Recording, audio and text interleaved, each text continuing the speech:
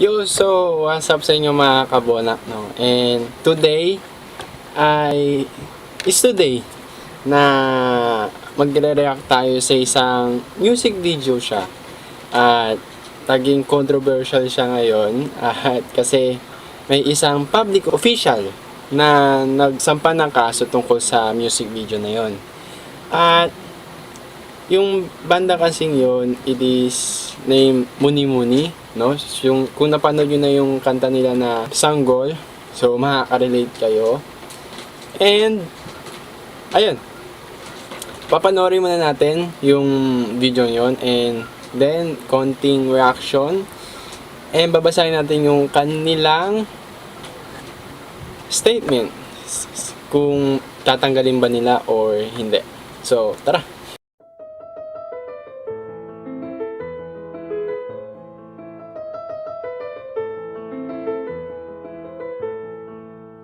Start na tayo, no, sa papanoorin nating music video.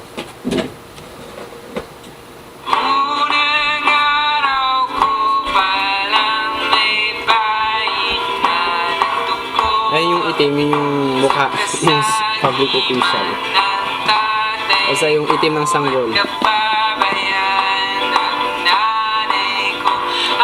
Walaan nyo kung sino yun.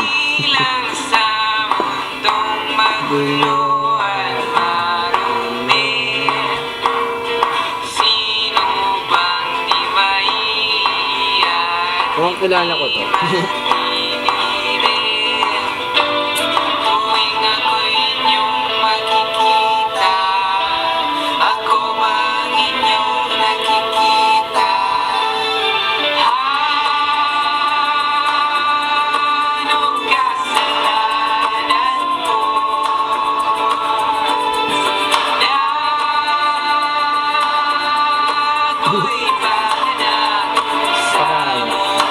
Artistic.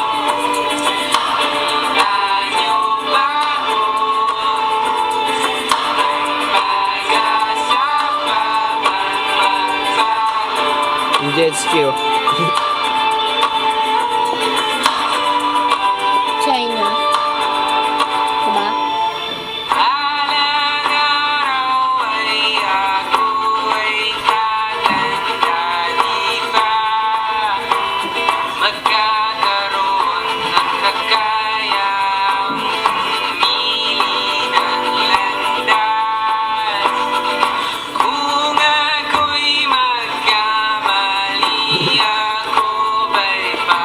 Binura ulit yung mukha ng sanggol.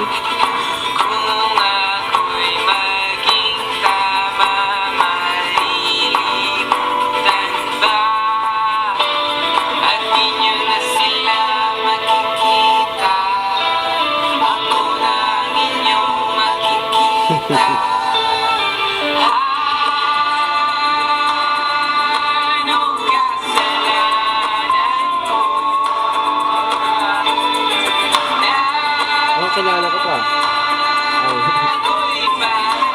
Mukhang namumukha. Ako rin.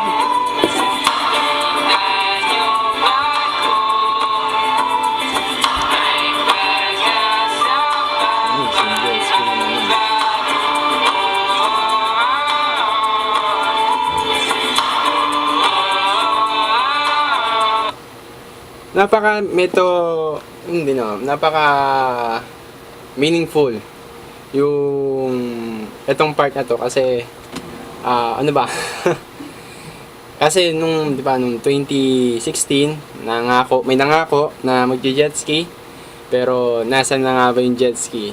Ayun, itong scene na to parang nag-jet ski sa mga sa Dragon War.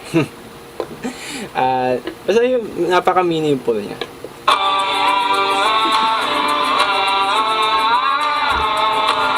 Dolomite ba yan?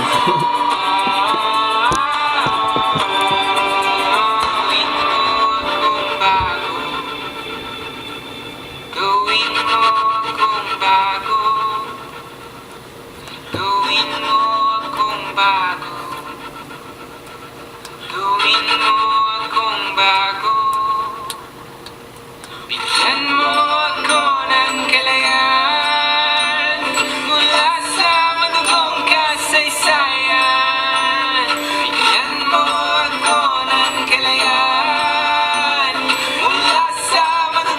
Okay. Sino to? Yung kamao pa.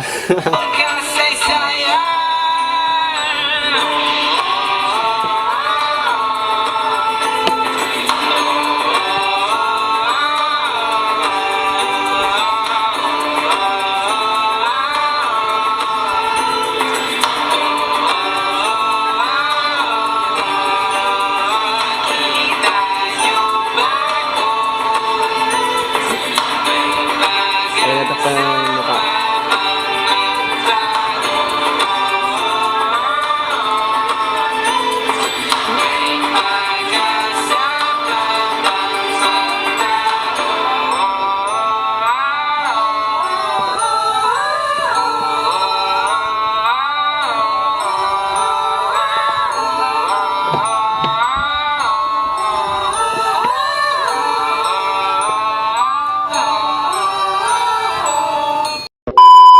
So yun nga no, napanood natin yung kanta ng Muni Muni, which is the Sanggol, no? At yung music video niya, no. Napaka powerful and meaningful ng video, and kasi it tells us about the hope in our society, no. So ang ano kasi doon, nauubusan ako ng salita kasi yung video nasampahan ng kaso. So iniingatan ko rin yung sasabihin ko sa politician na yun. Ayun nga, ano ba? The video tells us about our society, the hope and redemption, no? And yung sanggol, it represents the next generations, no? Kahit na yung society natin is magulo, there will always a hope for the next generation. Sa kaso, I don't think na matutuloy to, mapapanalo yung kaso. Kasi this is the art ng music, na this is the art of video na pinakita nila. At wala akong nakikitang mali doon. Kasi ang libel kasi kapag sinisiraan ka or na sinisira yung puri mo, hindi naman nasira yung puri mo doon. Nagbigay nga sa'yo ng patawag nito, grading kasi ginawa kang yung mukha mo, ginawang representation, nilagay sa mukha ng sanggol, which is the representation of the new hope, no? Pero ewan ko kung bakit niya ginawa yun. At ayun, nung una kong pinanood siya, matagal na kasi to, which is months na yata. At nung una ko siya pinanood, alam ko na sa mukha niya pa lang, sa thumbnail, kasi yung thumbnail niya, yun yung mukha niya. Alam ko na may magsasampa ng kaso. At ang video yun is for the art, no? Music is art, and yung music kasi yun is for the society, no? Ano lang, kasi sa panahon ngayon, konting ano lang sa politiko o sa mga public officials, nagsasampa na agad ng kaso, which is wrong. Kasi as a citizen, we have the right to give an opinion, give an criticism, give dissent to our government, which is tama naman talaga. Kasi kung di nakikita ng government yung pagkakamali niya, may ibang tao na magsasabi ng mali niya. Ano bang forward, ito yung sinabi ng statement ng banda. Ito yung sinabi. Ito yung statement ng Muni Muni about dun sa video, no? Ito, on the 1st of October, may na-receive daw sila from the Senator Coco Pimentel at sa kanyang legal team na ipinapa-remove yung video entitled Sanggol. May allegation kasi na liable ang video sa libel, discrimination, and theft for the use of the senator and his wife. Di ko nakita yung wife niya na nandoon or di ko lang talaga kilala, and his likeness on said video release. And light of this, we have decided to make this. Ayan, gumawa na ng public apology yung Muni-Muni. Ang intention daw ng video is not to defame or mark anybody, but to speak about hope and redemption to our present day realities. Yun yung sinabi ko. By the artistic work. Yun. And gumamit sila ng metaphors para ma-centralize yung message. And even in our generation, there is a hope for us to rise up and change things for the better. And we use the church in order to more relatable. We use the current events just as the recent events surrounding the Senator Pimentel. Ayun nga. As a literary devices to express our redemptive message. The point we were trying to make is that our generation is the sanggol in the video. And it is who us, may pag-asa ba bang magbago? Yun. May pag-asa ba bang magbago yung society natin? Meron pa. There is always a hope. And there is always a change. May pag-asa pang magbago. Yun nga. Pero paano ba magkakaroon ng pagbabago? Nasa sa atin pa rin yan. Because ang government, andyan na talaga yan. Tayo ang nagpapatakbo ng government. And tayo rin ang magbabago ng government if we want. No?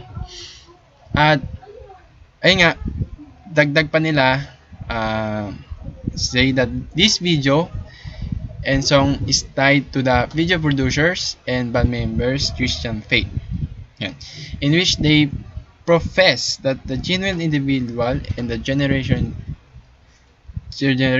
change is possible only through the renewal of the grace of God. Yeah. Sinabi na. Hence the use of biblical image in the reference, gawin mo akong bago. Ayan.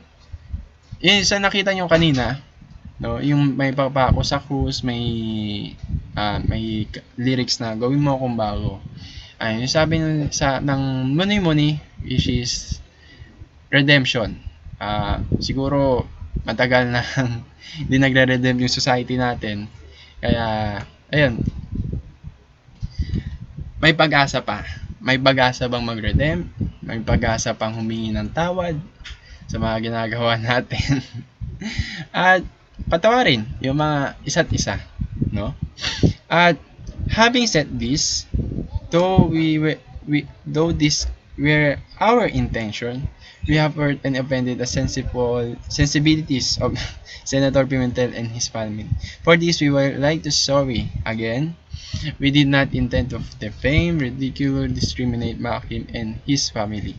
With regard to use their image, we did not intend to unlawfully use these images for profit or any legal purpose. Rather, we only intended to use this public image to contextualize the song message.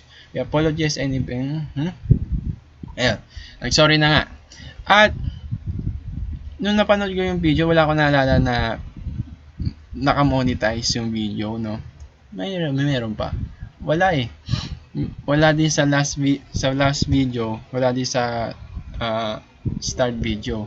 So hindi naman nila ginamit yon para pagkakitaan. Ginawa lang talaga nila yung video para to give us a message na may pag-asa pa. May pag-asa pa. At ayun lang yung short reaction natin about sa music video ng Muni Muni. Huwag kalimutan na mag-like, comment, share, and subscribe sa aming channel. At click nyo na rin ang bell button if nagustuhan nyo ang aking reaction and gusto nyo pa mapanood na ako. At ayun, sa muli. Bonax out.